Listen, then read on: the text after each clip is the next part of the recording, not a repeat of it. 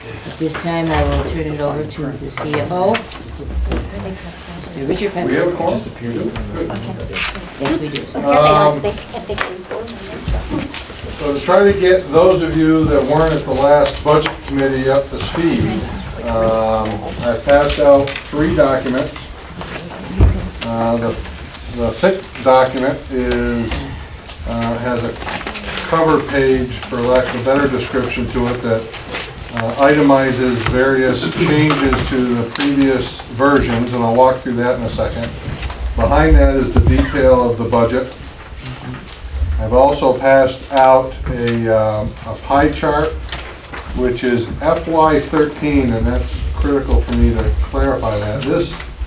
This document came out of the Budget Committee's request to understand how much money in grants we get and how they play a role in the overall budget of the SU. And the reason why that's FY13 is if you look at it carefully, it's the SU and all of its member districts combined, including grants that we receive. If you look at the top chart number there, for a total of roughly $54 million. And it shows you how that money is allocated, and you can see in the graph below that you know, the SU administration is roughly 6% of that pie.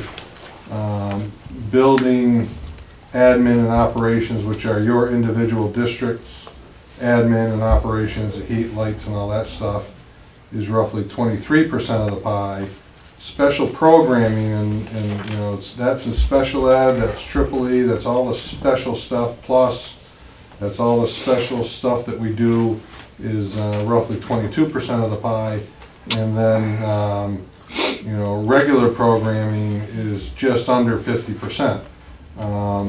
This was a product of probably a half a dozen different questions I received on different areas, and I was able to answer all of those into this one document. I'm hoping that it's helpful to the board members to see and understand how that works, and myself and my counterparts here, directors, will be happy to answer any questions that may pose. The other single-page document, which is comparing our current grant allocations in FY13, which is what you saw. And the reason why, let me go back to the pie chart for a second. The reason why I haven't done one of those for FY14 yet is because I've got 7 moving targets with 7 different budgets. And or 5, 7, whatever the number is. And then within those budgets, there's multiple variables within those budgets until those are set at the end of October, or at the end of January, after everybody warns their budgets. I could then put something like this together. But in the meantime, there's just too many moving targets for me to develop this document. So what we've done is we've developed this other document which shows the FY13 allocation of grant dollars, and they're broken up into, you know, regular education and special education. And it's important to know because some people have the misunderstanding that these are regular services in the building, and they're really designed to be supplemental services in the building. And we've had these grants for so long that sometimes people start to feel like, oh, that's ours, and you know, why is someone taking ours away from us? Well, they were never designed to be your regular, you know, delivery of services in the building. They were designed to supplement those services. And the FY14 column is our projected allocation. You go to the bottom line, you see that we're looking to lose $1.5 million. It's also important to know, and I apologize if some of you have heard this before, because I forget which meeting I'm in and who I'm talking to sometimes. But we won't get our preliminary allocations until mid-May sometime, and then they won't actually be final until next October. So we're always working with the assumption that we've got some pot of money coming in from the federal government. Right now, because of all the squirrely things that are taking place down in Washington, and the fact that they've kicked sequestration down the road for another 3 to 4 months, this is our best guess. And you know, we're not, I don't think in any way, shape, or form thinking, you know, that this is perfect. But in order for us to develop a budget, we felt it was important to take a stab at what we thought we would be seeing for grant funds coming in. And we do that every year. However, we've never had the threat of the drastic reduction that we've had this year, or that we do have this year. So I'll stop there. If somebody has questions, we'll try to answer it. I think this answered most of the questions that what people were looking for. And are we right, wrong, and different? Is there any chance that it'll be less than this? Oh, sure. Well, I mean, we're sort of assuming that it's going to be this and maybe a little more, but it could be a little less, I guess. I mean, it could be less. I mean, I feel confident that it won't be less than this. I mean, I think Okay. you know me well enough that I'm a pretty conservative budgeting person, and I'm guessing we're going to get a couple dollars more than the 5.1, but whether it's $2 or $200,000, I don't know. But you know, but I'm not going to guarantee that. I'm sorry, Ken, you said this is what you were looking for? This is very good, very good. Yeah, that's very nice. Clear.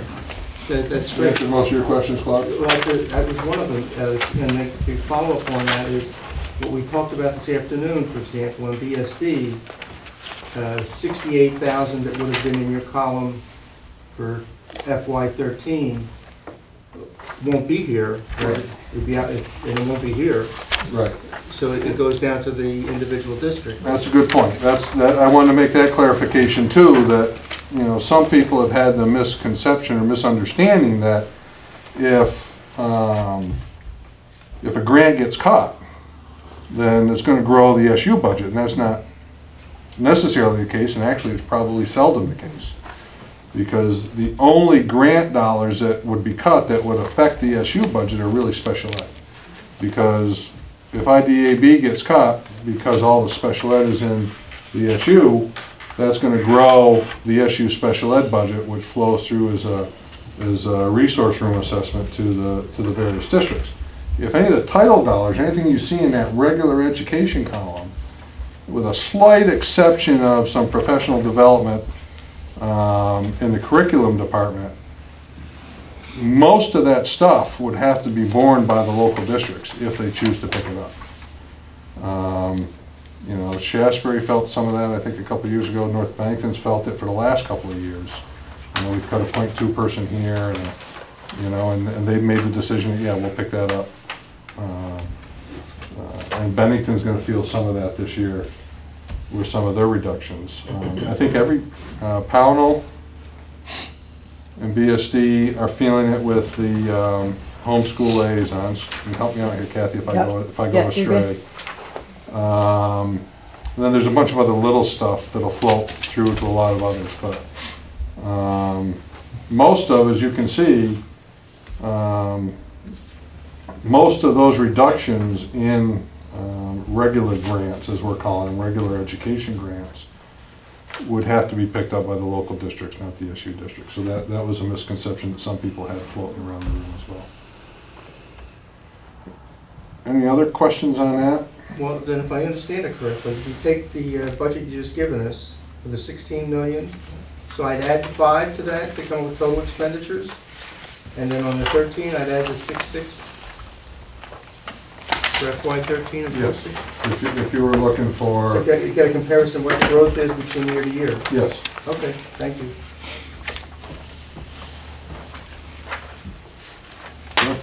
You want me to run this, or you running it? Is anyone else in this portion? Are you still with us, Jen?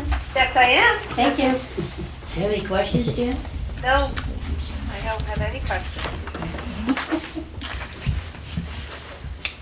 I don't see anybody's hand up. Is everybody? Okay. Going to the budget. The first 2 pages of the document that you received,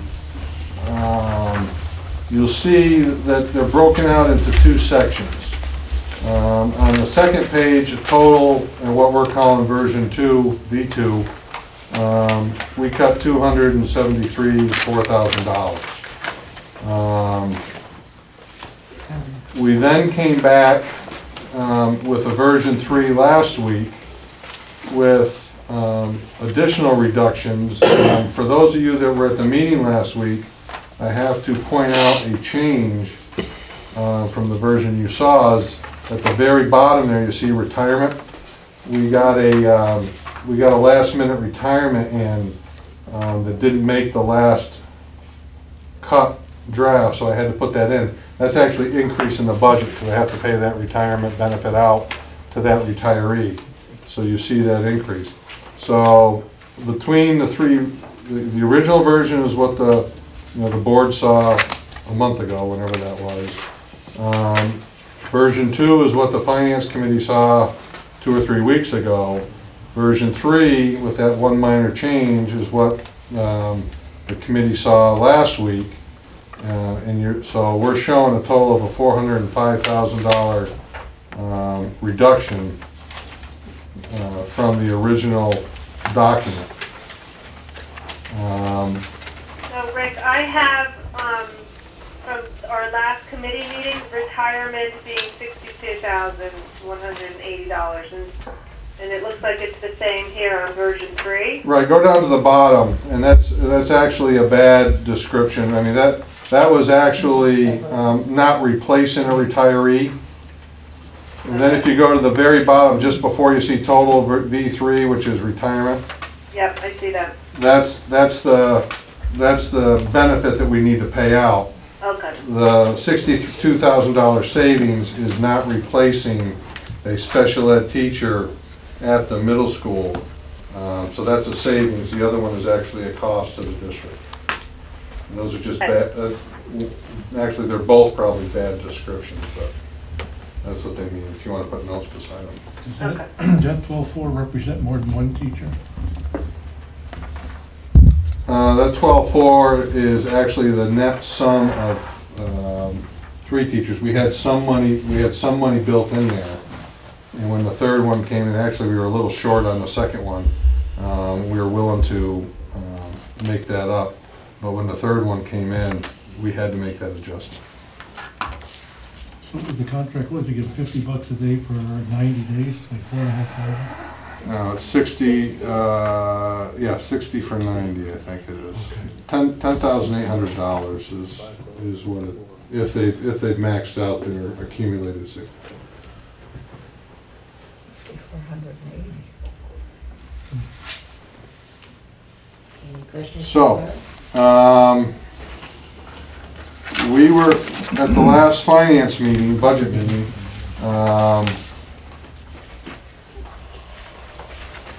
We had I thought it was a healthy conversation around the room, and those of you that were at the committee, I hope would chime in and either agree or disagree with me, but at least have the conversation. And and I don't mean to pick on, special ed, but the conversation went around the room and we talked about each of the departments, and everything seemed, everyone, including the directors and the finance committee, seemed to be happy with all the departments, except there was an extended conversation about special ed, as there has been at individual meetings, individual board meetings, multiple finance meetings. We can continue to have all the conversations about all the departments if that's what the board's pleasure is. We can pick up on our conversation about SPED.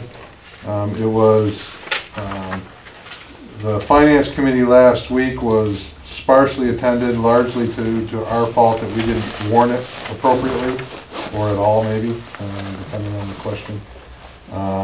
So we'll take responsibility for that, but we felt it important that we convene this meeting tonight to try to have a fully hashed out conversation about where this budget is and where the board wants to see it. So that if there are additional changes that need to be made, I can make them between now and tomorrow night at 7:30, I guess, is when you're meeting. So, it's the board's pleasure. Where do you want to go? Are you able to describe the salary benefit reduction? Is that, and that's one of the bigger polls from B2. Are these position cuts? What? Yeah, that would be a cut that's taking place. That's actually a combination of cuts that's taking place in the Plus program. Where's Kathy Buck? I'm right here. That was actually 1.5 reductions, as I recall. It's moving Mike Carano out and half A of 1.5 consulting teacher. yeah, and half of another person Special ed teacher. out of the Plus program. And the admin salary and benefits represent what position? Yep. No, thank you. You're talking in V3 there. In V3. That is taking the HR position. And give me a chance to try to describe this right, because I know it's in my mind, but it probably won't come out of my mouth correctly. It's still a full-time position, but we're budgeting for that position not to start until January 1. So theoretically, we have half the budget in there. That's a compromise that we as an administrative group made with the finance team, and hopefully that's still supported by the whole group. In addition to that, we reduced the file clerk from what was originally reduced from full-time to 0.8 in V2. We reduced it down to 0.6 in V3. So those are combined in that number.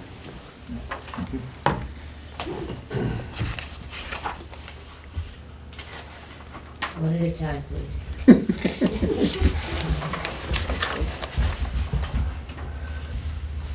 questions so far?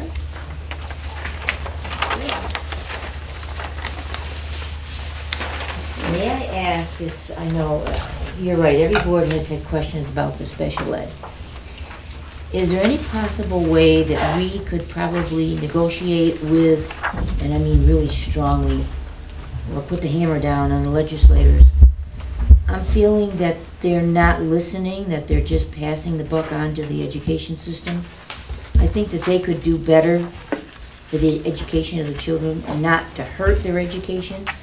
But on the other hand, they're cutting us so badly that the people, the taxpayers, are feeling it. And I just, the phone calls I'm getting is, just, be careful, help us out here.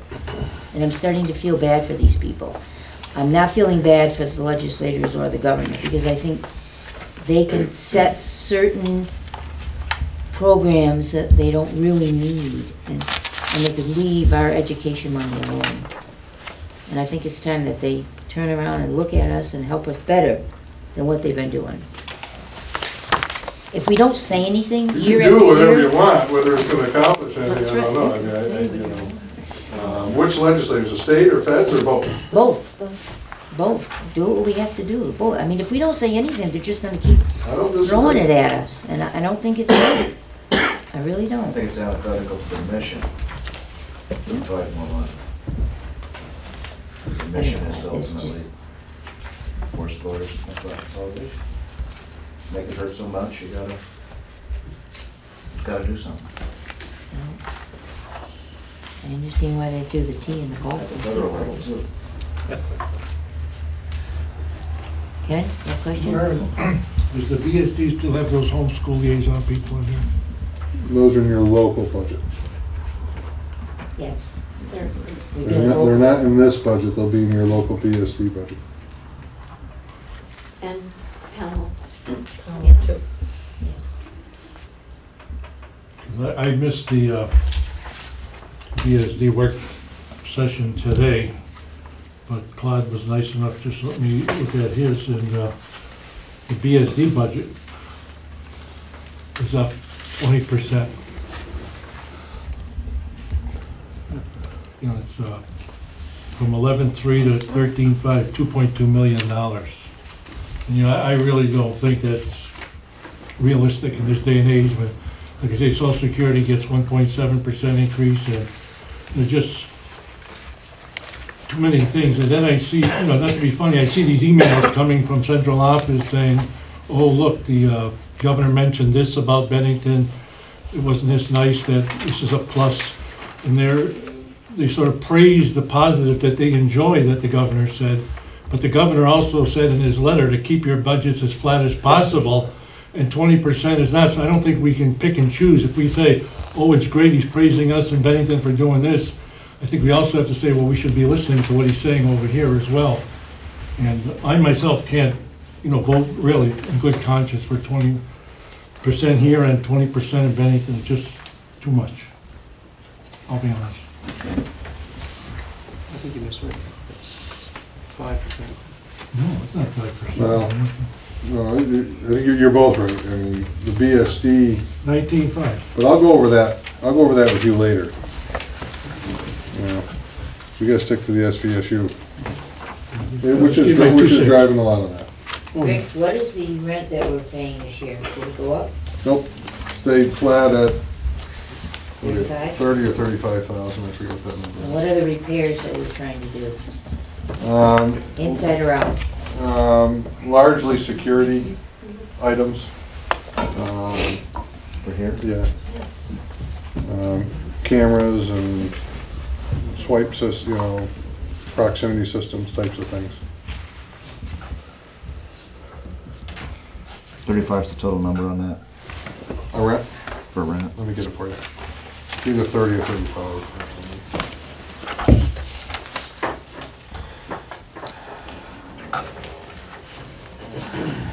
35,000. What page is that on? That's on, They're not numbered. yeah, it's on page 4 of your report, the second page of the budget. About 2/3 of the way down, the admin section. Okay, so that went up 5,000? Why? Nope. Didn't go up anything. Oh, no, it was 5,000, it was in 24, Nine. so I saw the 9. 30, I got excited. Now it's 35.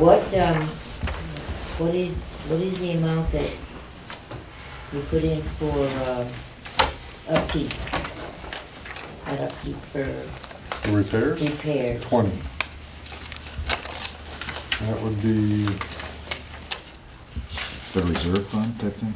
well, no, it's just largely for the cameras and the proximity system. Didn't you put 20 in last year to put the insulation Yeah. into?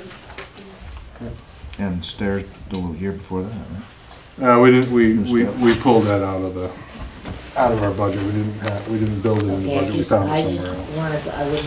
I'm not gonna vote against this because of that. But I wanna get down saying, again, once again, I don't believe we should be paying rent. I don't believe we should be paying repairs also. It should be one or the other, or neither. Would be even nicer, but that's just my personal feeling. Did you? Jen, did you have a question? No, I did not, no. For those of you who don't know, when someone calls in, we need to keep checking, make sure they're there, make sure they can hear, make sure they know if there's action. Yeah, it's very good. Thank you, Jeff. I can You're hear, welcome. I can hear you breathing, Jen, so I know Can you you're hear still me? there, yeah. Did I breathe heavier for you? Yep.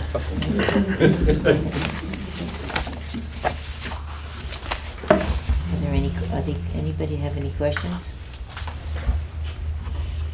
Yeah, I'll raise a couple of issues here. Well, one, I would, speaking for Mount Anthony, I would look at the 405 rather than version 3.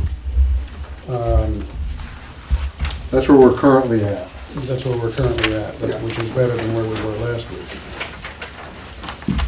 But my question is the last time that there was a budget meeting, a statement was made that there's too many paras and it's hard to keep track of what they're doing. Should we be looking at that seriously and possibly cutting some of those paras if nobody seems to be able to get a handle on what they're doing? Well, it is a, how can I say this? I want to say it's like an organic experience with our para-educators, and that, as I explained, the IEP team meets, they determine that the child needs an assistant for something, like writing or reading. And so we look at the existing paras in the building to see what are they doing, and if someone can be reassigned to that child for the period that the child needs help. And there are lots of factors that are involved in whether or not that can happen, such as where all the other paras are assigned at the same time. And it just becomes a very difficult thing to juggle and schedule with people. And it seems like what happens because of the schedule and the demands on the children to participate in the general curriculum, that oftentimes it can't be scheduled. And so then they need another para to begin once again to start to fill in for all these spots where other children cannot get their services. And then 3 months go by and the schedule changes, and then suddenly the paras are now in a new schedule, and it's just a continually changing process of trying to assign paras and schedule them appropriately at the times that they're needed in the classrooms. It's very, very difficult at the elementary level. Not so difficult at the middle school and the high school level because they get their schedules and they stick with those schedules for the semester or even the year sometimes. And so it's really the elementary schools that seem to have this fluctuating schedule for the children and then continual movement of the para-educators. And it's a challenge for the special ed teachers and for the building principal. We're also bound by the ESP contract to allow for 2 15-minute breaks for every para and a lunch for every para. And also within the BSD, we have some other issues where I believe the day was extended by 30 minutes in BSD, but it wasn't really extended for 30 minutes for the paras. And so some come early in the morning and leave before school's over, and some come late and stay when school. It's a very difficult thing to schedule. And what happens often is, you know, for instance, I try to look at the schedules at, for instance, Bennington Elementary, and we find out that, oh, here's a little time at 11:15, and here's something at 1:30, and here's something at 8:20 in the morning, but it doesn't equal a person. Do you know what I mean? And so I know that the principals this year have some temporary people in place because they can't seem to schedule the paras at the times that they're needed. So we've had to bring in some extra people. I know that's the thing that Ken was very upset about, that thing called tutors, which we cut way back on, but there are situations where parents will come in and complain and say, my child is not getting the services during reading that he's supposed to get. Where is the para? And, well, where is the para? Well, they're all assigned somewhere, so we have to bring someone in to do that service. And it just takes continual vigilance on the part of the special ed teachers and the administration of the buildings to make sure that we're making the best use of our time. I think that, you know, and I just see this circle going round and round. And I almost think that maybe it's time that the principals stop and take a minute and look at the whole wheel to see how it's running.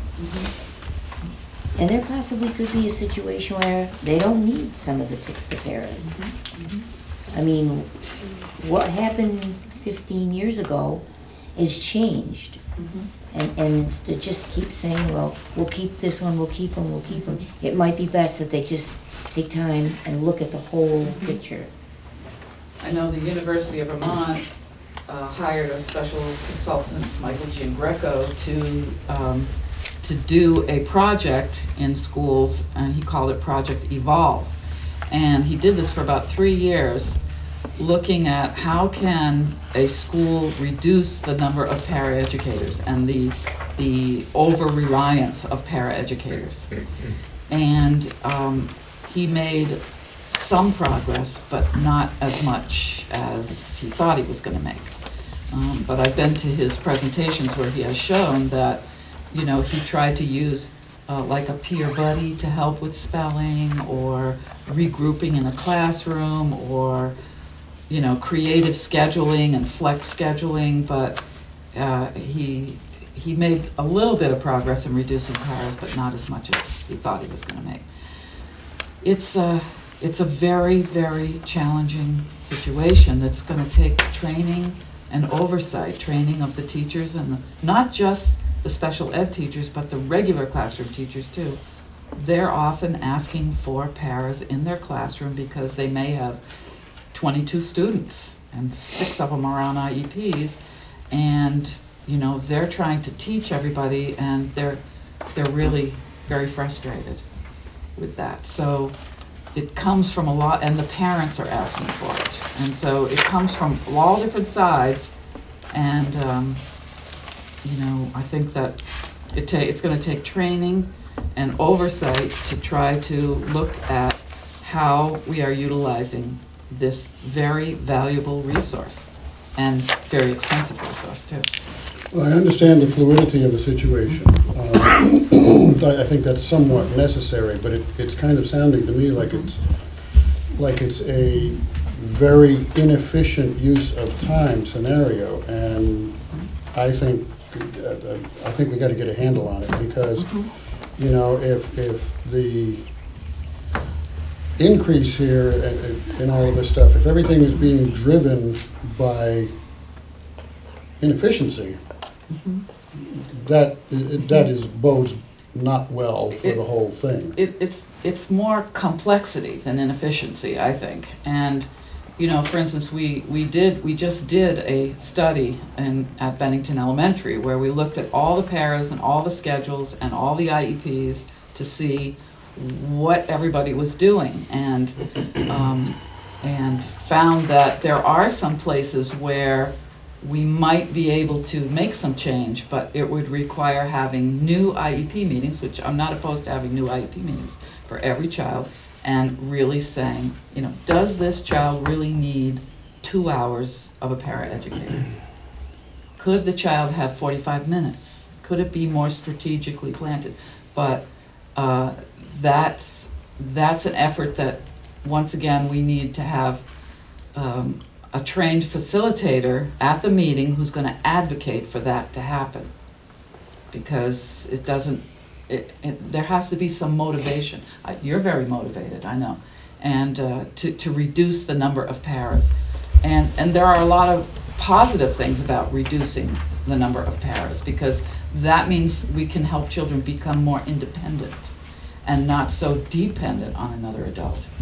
But the root of the problem is the discussion that takes place at the table when the decision is made, and that's the IEP team.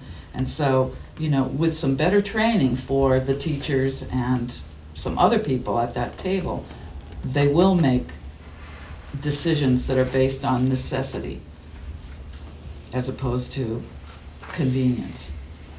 I'm just getting the sense I know. that the IEPs and the rest of that are trying to appease the situation, and I think there's gotta be a compromise between what can be offered Mm-hmm. and what is being desired. Mhm. And, you know, you split the difference between the two of them. Right. And possibly reduce costs that way. I mean, Right. you know, if that could be Right. looked at as Well, another way to reduce, I at the- would be all for that. And at the Shaftesbury meeting, I made a little presentation about special ed that went on a little too long. But I talked about the key word in special ed is what is necessary. Necessary is the key word. Is it necessary for this child to have this assistance? And that's a really hard discussion to have with parents who are saying, yes, it's necessary. And the regular teachers say, oh, yes, you know, so it's a challenge to have that discussion, but I'm not afraid to have the discussion, and I've got people who aren't afraid either. And, but we have to get back to that root. We did reduce paras during the last few years. We reduced by, I believe, 14. And unfortunately, slowly we have started to creep back up. We haven't come back to where we were, but they are coming back in. For a lot of reasons. One, we do have some new students coming into the system with autism, and their complex needs are such that, you know, those students really do need a vigilant adult with them at all times, or at most times. So that's one factor that's, I know, causing a couple of the new para positions.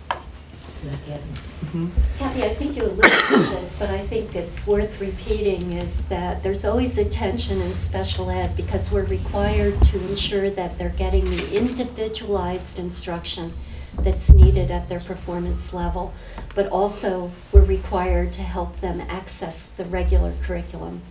So that's a lot of, that is the issue in many IEP meetings, is you have these dual purposes to raise the child's achievement level, their progress, but also assist them in accessing the regular curriculum. And it's a constant tension between those two things. Not just staffing, but time. Where do we find the time to do both? So it is complex. You mark it, Adrian?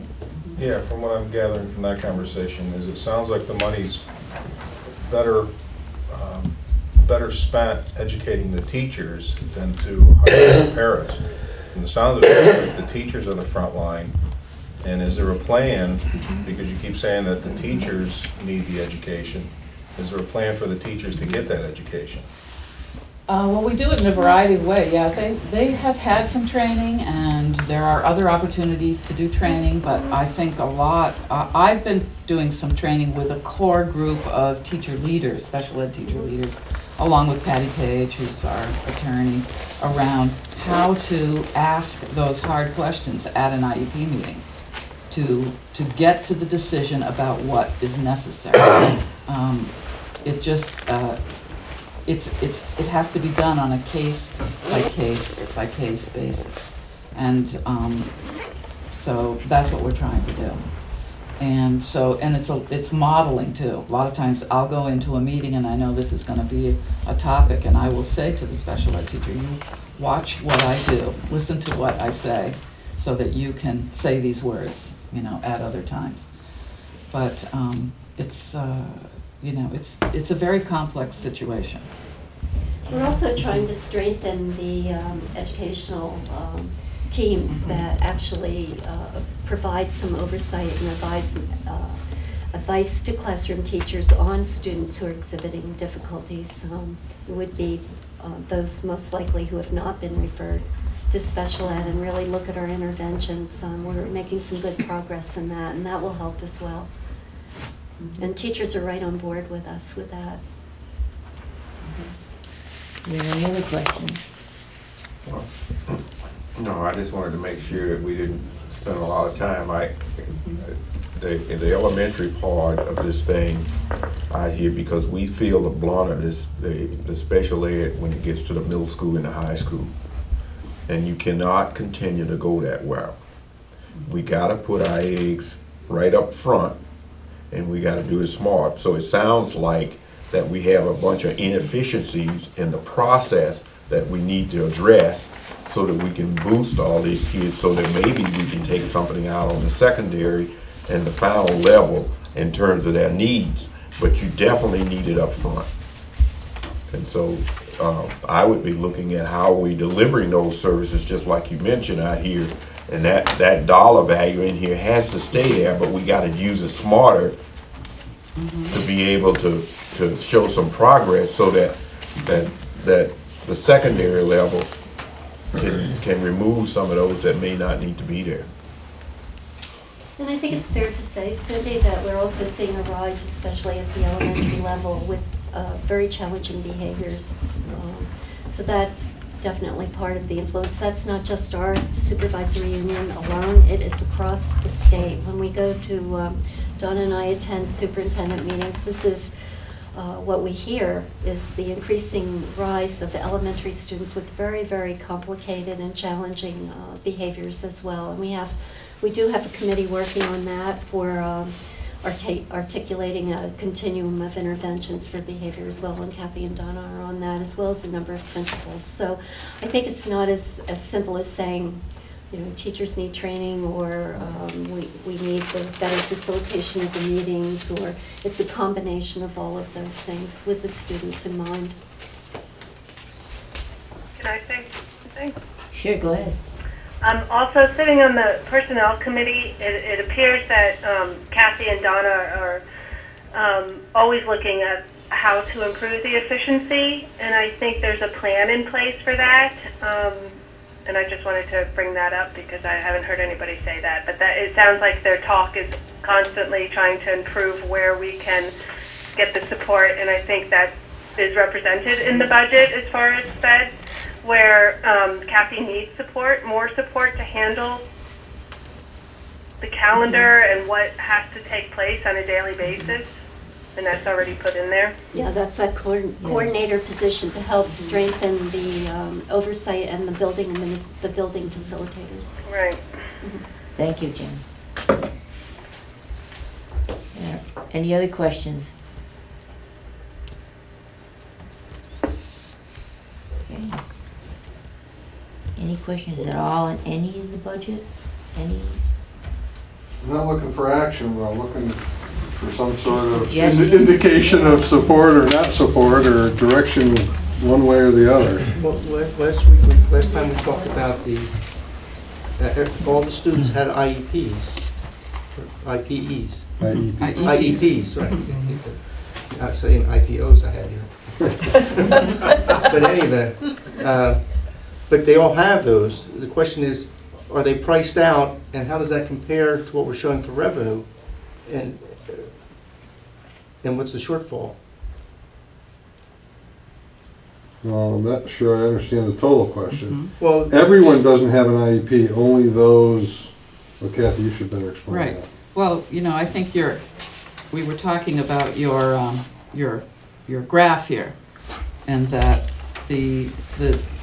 well, let's see,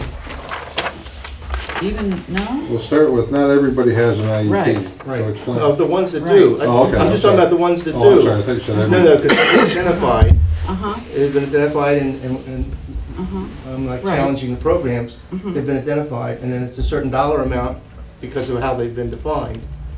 And we're supposed to get a certain percentage.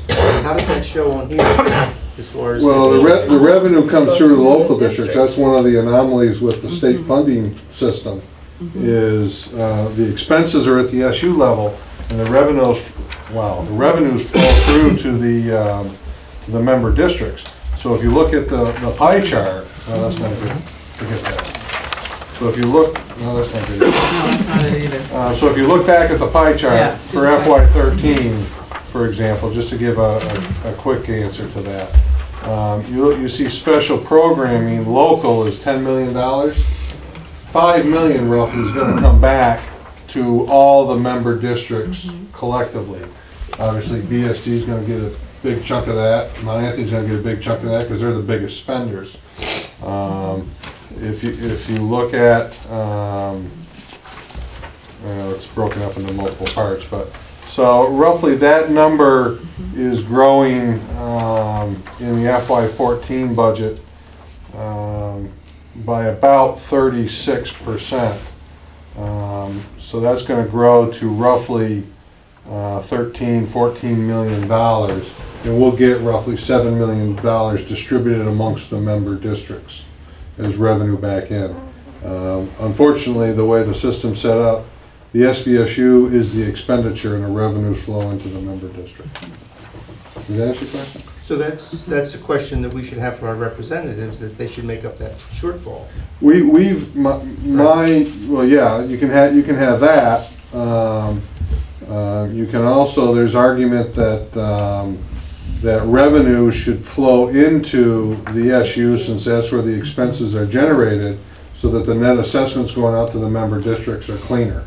Right now, it goes out as gross numbers, you get the net revenue in, so it's a difficult explanation to the public to understand what that means. The legislature has thought about that, talked about that, but has not acted on that. Another thing about the pie chart that I know we've looked at a lot of pie charts lately, but the green section, which is the special ed section, those children are part of the blue section too, or is that? Purple. No, purple, the purple section. They also access those Right. services as well. Right. You know, there's just a very small percent, I would say 3% of the special ed students who are so severely disabled that they don't participate in the general education. But the majority, the great majority of special ed students are also accessing the whole purple part. They're in music and art and PE, and they're in reading and math in the classroom, and they're doing lots and lots of things. And part of the special ed regulations allows for flexibility with the special ed teachers and the special ed paras, that when they are in the regular classroom, they can also serve students that are not on IEPs. 20% of their time can be used to help students who have 504 plans or EST plans, and even some regular ed students that happen to be in the classroom in small groups with them. So there is a benefit. I mean, when we talk about the number of special ed paras and whatnot, the paras also are working with non-special ed students, and that's a good thing. That 504 you mentioned, those kids aren't considered special? Nope, they're not. They're students with disabilities who have, they don't meet all the criteria for special ed. So, for instance, a student that has asthma, who can't run, might have a 504 plan that when they do physical activities in the gym, they would do an alternative instead of running, or, you know, things like that. Or they might not be able to go up the stairs, so they get to take the elevator. But some students also get help from the special ed paras. They don't spend all their time with special ed students. I have a question, Rick. Under Pownell, we have two lines that say contract services for Pownell. How come there's two of them? I can't tell you what page, but.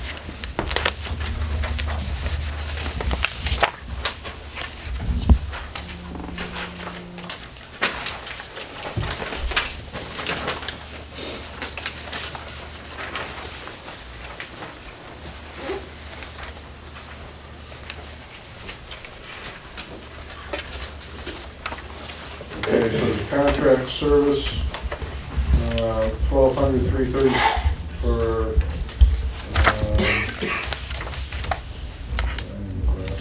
Well, the one, it's for 4,800. for 4,854, that's the first one, right? Yeah, and then you go down 4 lines, it's $1,000. Why is it repeated? Why isn't it just put together? I don't know. That's a funny thing. I was actually thought you were talking contract with psychologists, which makes it a bit tough. Yeah. Yeah, it's the same number, too. I think that there was looks like there was $1,000 last year, or this year. Is this year 2000? Yeah, this year's 2013. There's $1,000 in there. And then where it's 2014, The shaded area is something from a grant. That was a grant shift in, which maybe created that. I'll have to look into that. Mhm. But generally, that line is used for things like if we need an independent evaluation. There was a student at Pownell that needed an evaluation at the Stern Center, and that costs about $1,200. And so we use that contracted service line to arrange that for that student. I just think there should be just one contractor. Yeah, there should be. I agree. Yeah. I agree. I don't know if those should be combined or if we got an extra $1,000 there. But we'll look into that. Okay. We'll take it out if we don't need it. We will. Ray? The risk of prolonging this, I'm going to ask Kathy to talk a little more about the plan that Jen was talking about, that I guess you're discussing in this personnel committee, is that correct? Well, I think that since George left and I took over part of his responsibilities having to do with the grant and the budget, that was something I never did before. George was always the man with the money here in the supervisory union. We had kind of the upstairs, downstairs thing going, where, you know, he was upstairs with Rick and the superintendent, and they were doing all this work. I was downstairs, and I was out in the schools, sitting at the table, at the IEP meetings, with the parents, with the teachers, kind of discussing the issues around the particular individual students. So when George left and his position wasn't replaced, I took over the management of the grants and the budgets. And I also try as much as I can to go out to those meetings. That wasn't meeting the needs of the teachers or the principals. I couldn't do both. So I started what I call building leaders or building facilitators. I picked 4 of my best special ed teachers, gave them lots of extra training, and paid them a little bit of money to work longer hours as they did, and they have been going to meetings for me. They go to the meetings at Ben Allen, at the high school and the middle school, and act on my behalf. But what we're finding is that there needs to be another level of authority. They're teachers, they're not administrators. And so the personnel committee had a discussion about this. I wasn't even present at the meeting, and they felt that what was needed in the special ed department was a person who was at an administrative level, so a coordinator position, which is similar to what Karen has in the early ed program. And this person would have more authority than a teacher to release funds, to authorize payment for things, to change a position, to move somebody, do things like that. So Help with the para analysis. right, a para is. Yeah, the paras, we thought that they could keep Yeah, track of Gudrun's better. on that committee. Yeah, I'm on that committee, and one of the Oh, you things are, we that's right. definitely talked about is that might be a solution to some of this para problem, which we discussed, because there would be another person to track the paras and so on. Okay, Jen, can you speak up? That was right. I was just. Okay. Yeah, Jen was also on the Right. committee. Who's the Bennington rep on that committee? George? George. George. George. George Sleeman. Yes, thank you, Jen. And George. so also in this, proposed plan of a coordinator, I also am eliminating 2 of my building leader positions. So that's part of the cuts that you see in the front here. So those leaders that I have, 2 of them are now going to be reassigned into the general teaching population. They're not going to be facilitators as they had been. So it's a cut of positions. Yes, and there will be some of our newer teachers will get bumped as a result of that. Does that answer your question, Ray? I'm not sure. And I'm, you know, well, anyhow, yes. So it's gonna be a little bit more like it was for years and years with George and I, where George handled all of the money and the budgets and the grants, and I did a lot of the footwork out in the buildings. And so now it'll be a little bit similar where I'll still be involved in the buildings and whatnot, but there'll be another person who will work in the buildings and at the meetings with the IEP teams and whatnot. Yes. I think that was also meant to help with supervision and evaluation of your staff, which is, the numbers are quite high of the personnel that you are supposed to be supervising, and to help facilitate that. With the principals. Okay, is there any other questions on that? The purpose of the meeting today was to discuss the budget, answer any questions that we may have, and then tomorrow, at tomorrow night's SVSU meeting, we will be voting on it. Right. So now is the time, if you have any questions or suggestions. Rick, I want to thank you for dropping that somewhat. It would have been nice to drop it more if possible, but...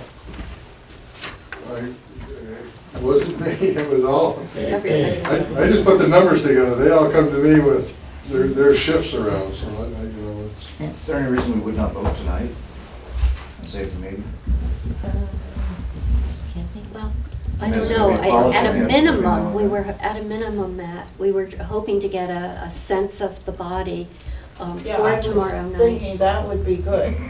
So what we don't need tomorrow is somebody to say, well, you know, they want to send it back, because we don't have that kind of time. We're really trying to That's why I said that expedite tonight, tomorrow. now's the time to speak up. We don't want to go tomorrow night. I've got, tomorrow will be the 3rd and Thursday will be the 4th, budget meeting of the week, and, can I make a motion to vote on the budget?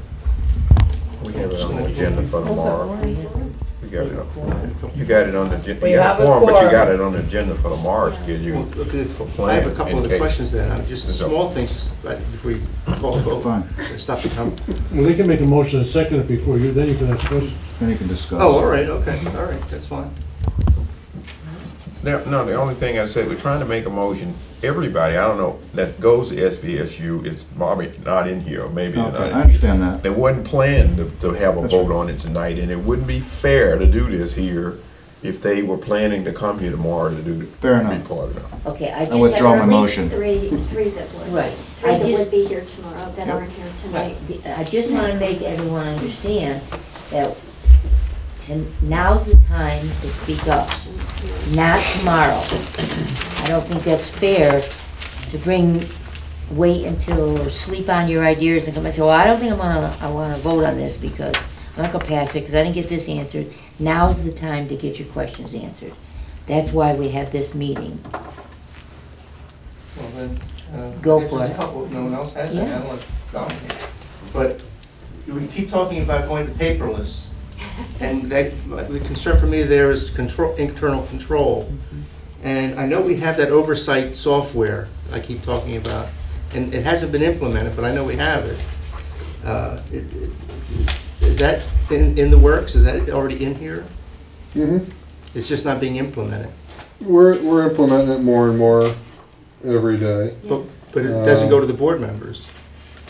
Not totally. The We read-only. we haven't got it pushed out to the board members yet, no. Okay.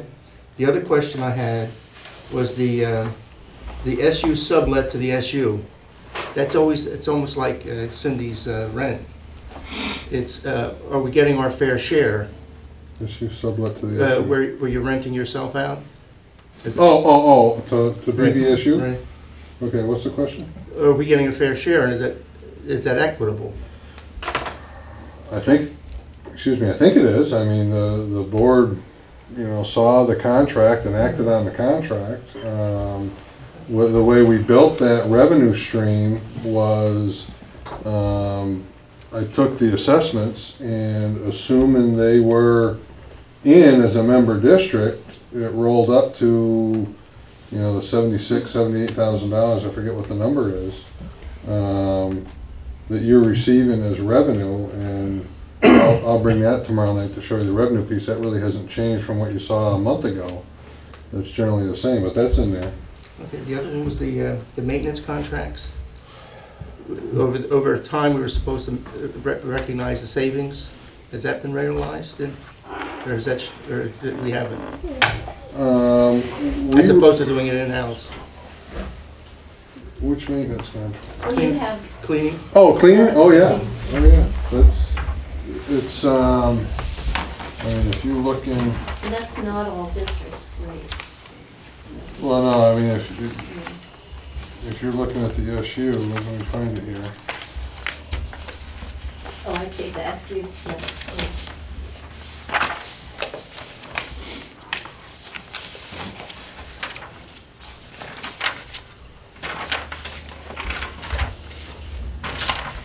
I don't know what page it's on. It's building operations at the top.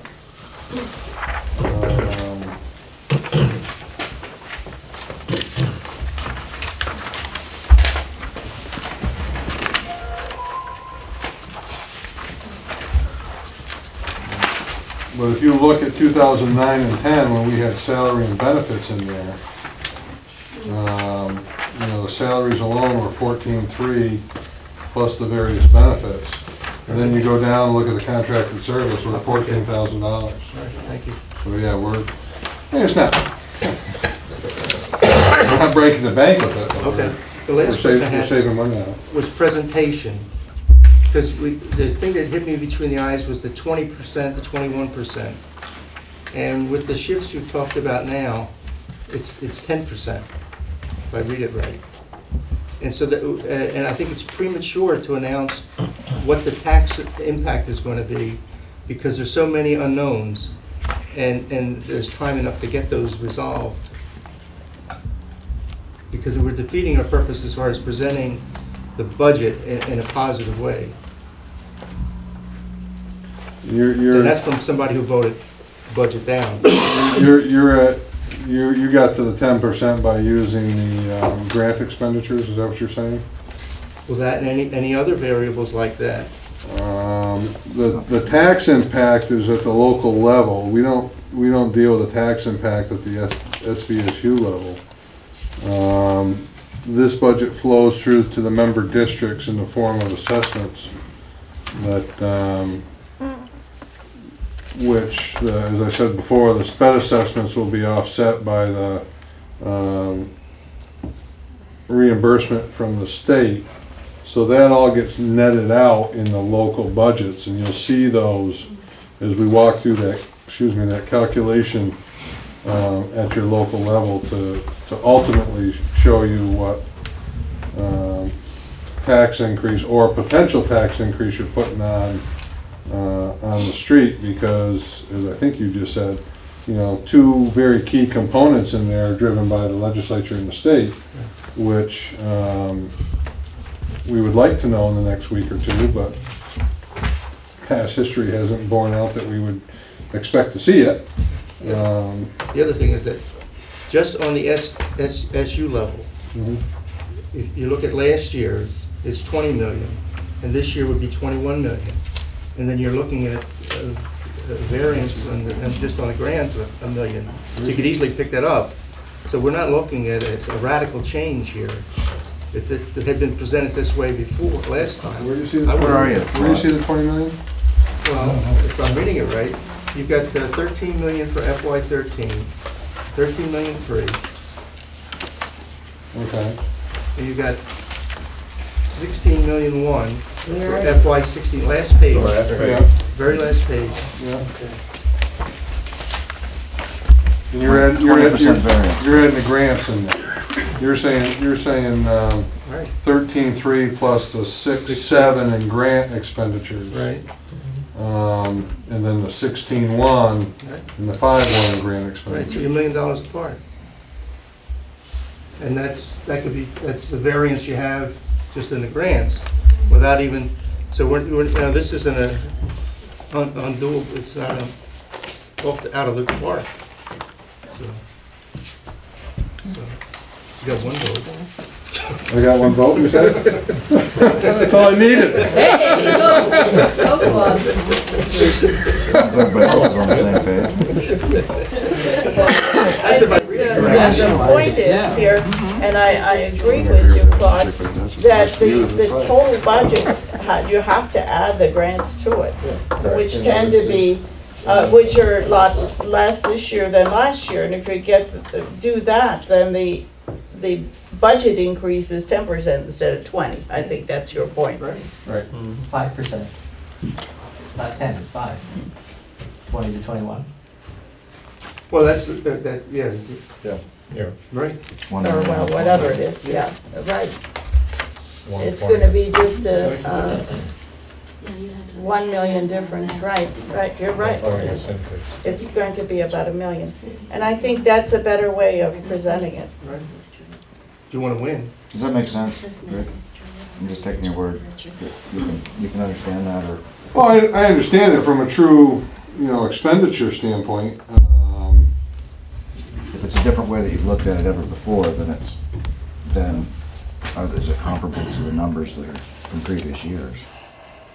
Well, if Or you're is it apples and oranges. No, if you're just adding that, those grant expenditures on the bottom line to come up with, true expenditures, that's true. But flowing through to your assessments, you're not going to feel that. You're going to feel 20%, which will flow through to the tax rate. No, but what's I can tee this up 100 different ways. Yeah, but what it looks like is if we've, we're spending 20% more and we're really not. Right. I guess that's what the point is. We're just seeing that much less revenue. Right. Yeah. Okay, Richard, there was a motion, did it get He pulled it. He pulled it, all yeah. right, okay. I think what we'd like to do, Ken, I just think that since the budget, I know you won't like this, the budget is up so much, we shouldn't be adding these big ticket items into the budget and trying to keep it as low as possible. Ms. Buck mentioned she had 4 teachers earning stipends. Again, I don't know, maybe 5,000 apiece, that's 20,000? No, they're not stipends. They just get their hourly rate if they work beyond the day, but it's not that much money. Okay, say 3,000, whatever. And you're gonna eliminate 2 of those positions, so you maybe save 6,000 there, but when you add a sped new teacher in with the health insurance plan, you're talking over 100,000 probably, the package it's gonna cost.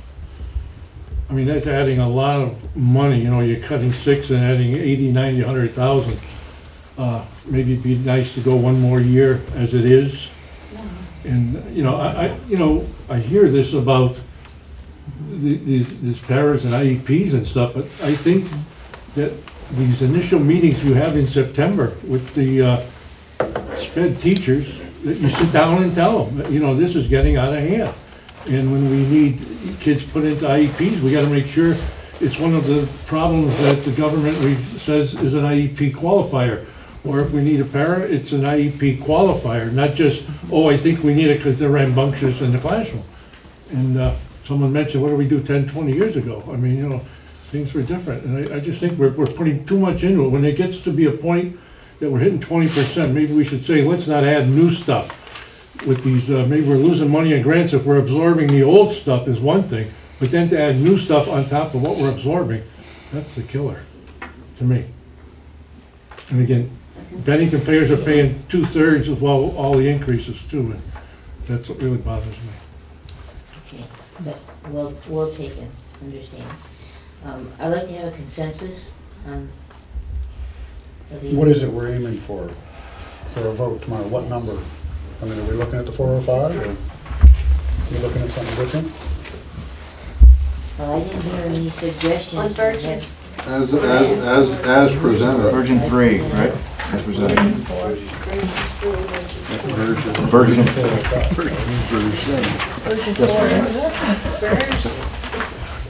The government's not worried.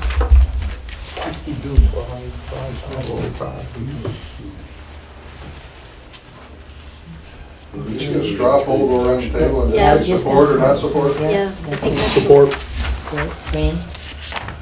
Support. Ray, Support. Matt, Mark? Mark? I was trying to get 2 votes from you. I support it. Yes. I'll support the 305. Okay, Claude? Yeah, just want, later, we can talk about that flow through, so I know Yeah. exactly. No. Okay. Yep. Yeah. Jen? Jen? Jen? Yes, I support. Okay, and I'll support it. So we have, Thank you. okay. Thank you. We Thank greatly you, everybody. appreciate it. Thank you for coming out tonight. I know it's a double night with tomorrow as well, but we very much appreciate it. Thank you. Drive safe. Jen, thanks for being in there. Thank you for having me on the line. Thank you, Jen, it was fun. Hear your work. Yes. We've had one.